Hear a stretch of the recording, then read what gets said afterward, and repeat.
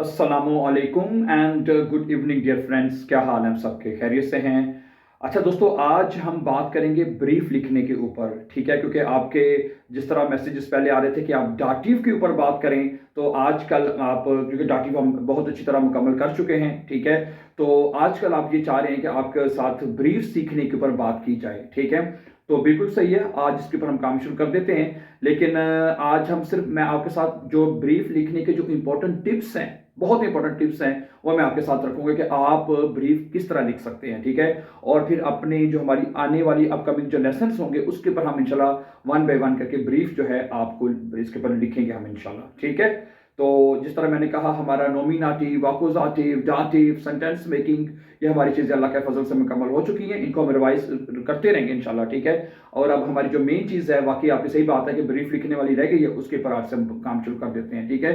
तो और दूसरा, असल में मैं ज़रा काफ़ी बिजी था और आज वो मैं वाइट बोर्ड के, जैसे मैंने आपको बताया था लास्ट वीडियोस में, कि वाइट बोर्ड मार्कर ज़रा ख़त्म हो चुके हैं। तो जिस तरह इंशाल्लाह कल तो छुट्टी है, अब जोन ठा गया, तो मंडे को इंशाल्लाह मैं वाइट बोर्ड मार्कर ले आऊँगा, तो फिर हम बाकायदा आपको स्टेप बाय स्टेप, ठीक है, वन बाय वन जो पॉइंट है ब्रीफ लिखने के, उसके ऊपर हम बात करेंगे, ठीक है? तो जैसे मैंने कहा, तो कि आज हम जो ब्रीफ लिखने के जो इंपॉर्टेंट टिप्स हैं, ठीक है, उसके ऊपर हम बात करेंगे, ठीक है? सबसे पहली बात आपने, माय डियर फ्रेंड, सबसे पहला जो टिप आप जेब में रखें, आपके लिए मैं जो रखना चाहता हूं, कि वो ये है कि आपको ये पता होना चाहिए कि आपने ब्रीफ के अंदर जो अल्फाज हैं वो कितने लिखने हैं। आपने मिन डिस्टेंस, मैक्सिमम आपने, ज्यादा से ज्यादा आपने 80 से लेके, ठीक है, 100 अल्फाज जो है अंडर वाटर आपने लिखने हैं। कितने अल्फाज लिखने हैं, ठीक है? ओके, 80 से लेकर 100 अल्फाज लिखने हैं, जुमले नहीं, अल्फाज, ठीक है?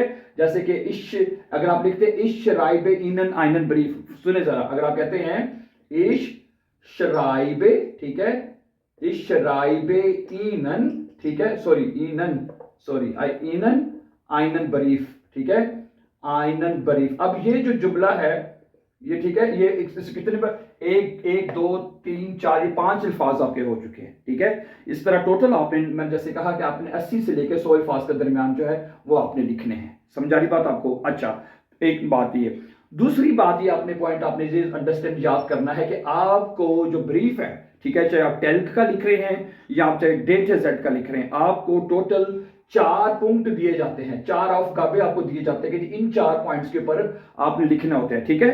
4 पॉइंट्स आपने दिए जाते हैं आपको, तो आपने क्या करना है, ठीक है? 4 पॉइंट्स जो आपको दिए गए हैं, आइन स्वाइ ड्राई फियर, ठीक है, जो 4 पॉइंट आपको दिए गए हैं, उस हर पॉइंट की आपने मिन डिस्टेंस 2 से 3 जुमले लिखने हैं, ठीक है? कितने जुमले लिखने हैं आपने? स्वाइ 20।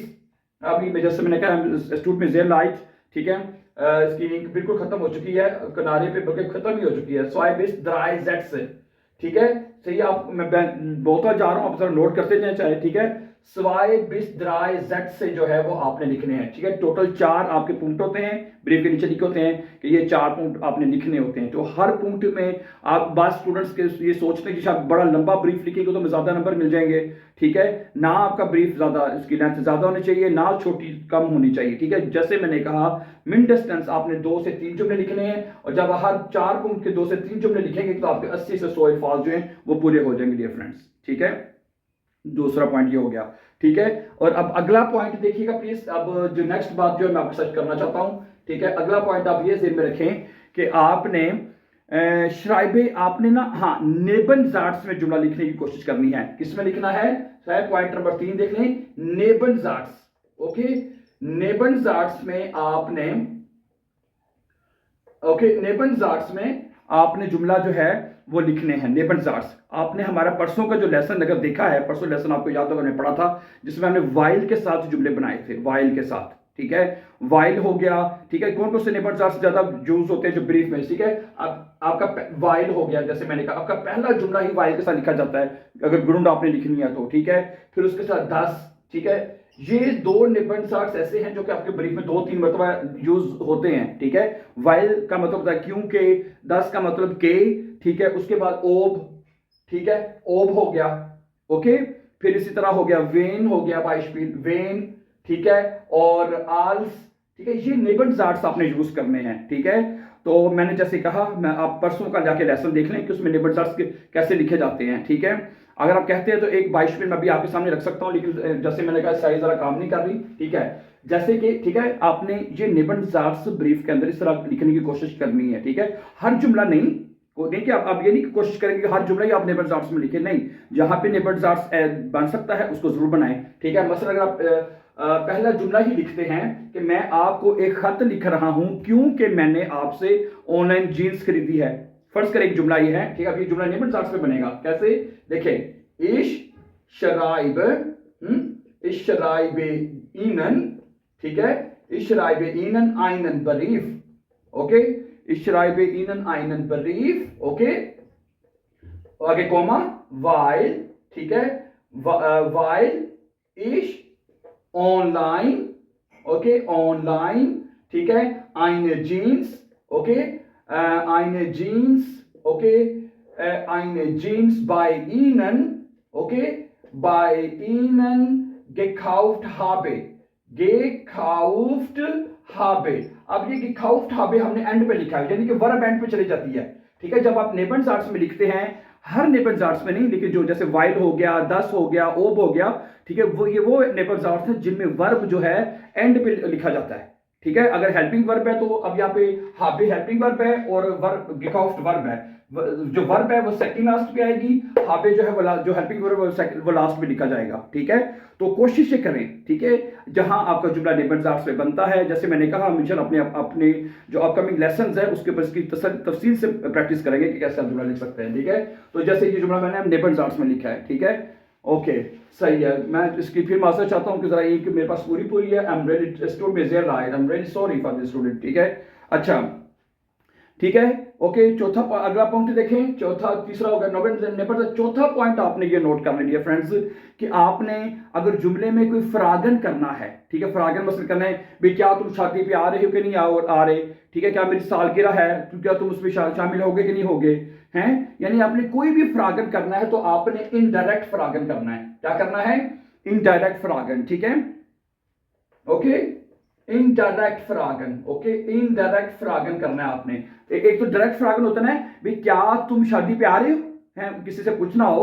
डायरेक्ट फ्रागन ये होता है भाई क्या तुम शादी पे आ रहे हो, सीधा पूछ रहे हैं। अगर इनडायरेक्ट फ्रागन, मैं ये जानना चाहूंगा कि क्या तुम शादी पे आ रहे हो कि नहीं आ रहे, ठीक है। इश मिस्टेक, इश व्यूडे कर लें या इश मिस्टेक कर लें, इश व्यूडे गेर में विजन, ये देखें कैसे मैं किसी 22 फिर आपके सामने रख रहा हूं, क्या बनेगा, इश व्यूडे, ठीक है, ये हम इनडायरेक्ट फ्रागन कर रहे हैं, ओके।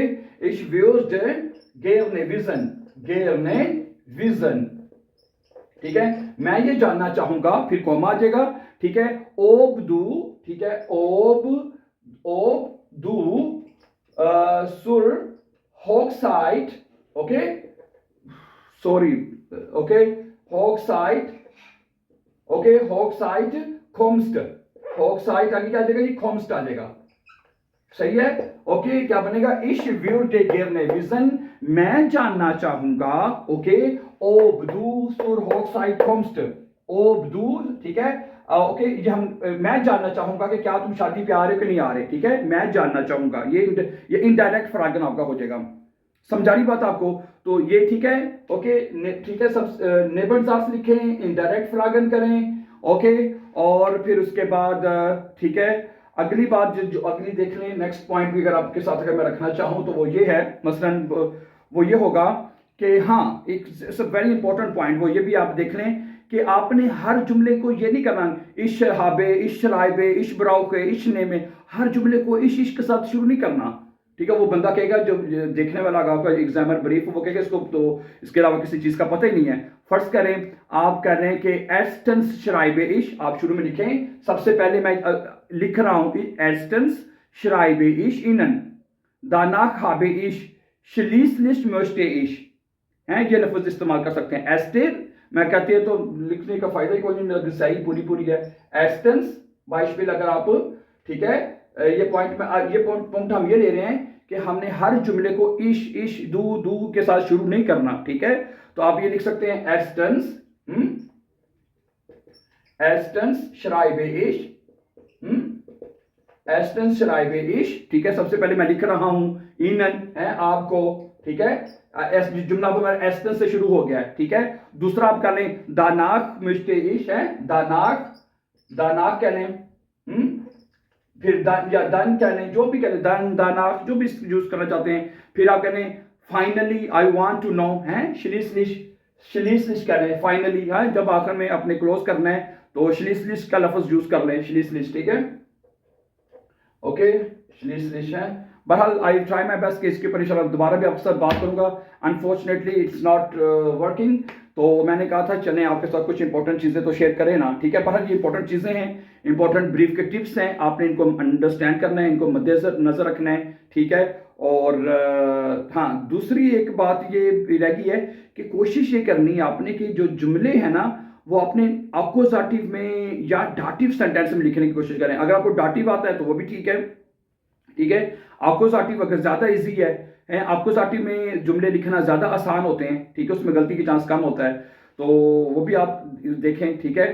तो ठीक है, ये कुछ इंपॉर्टेंट टिप्स है जो मैंने आपके सामने रखे हैं। I hope it will be very useful and helpful for you to improve your German, to improve your write letter, my dear friends. So thank you very much for watching, and before we please don't forget to subscribe. Have a nice time and take care.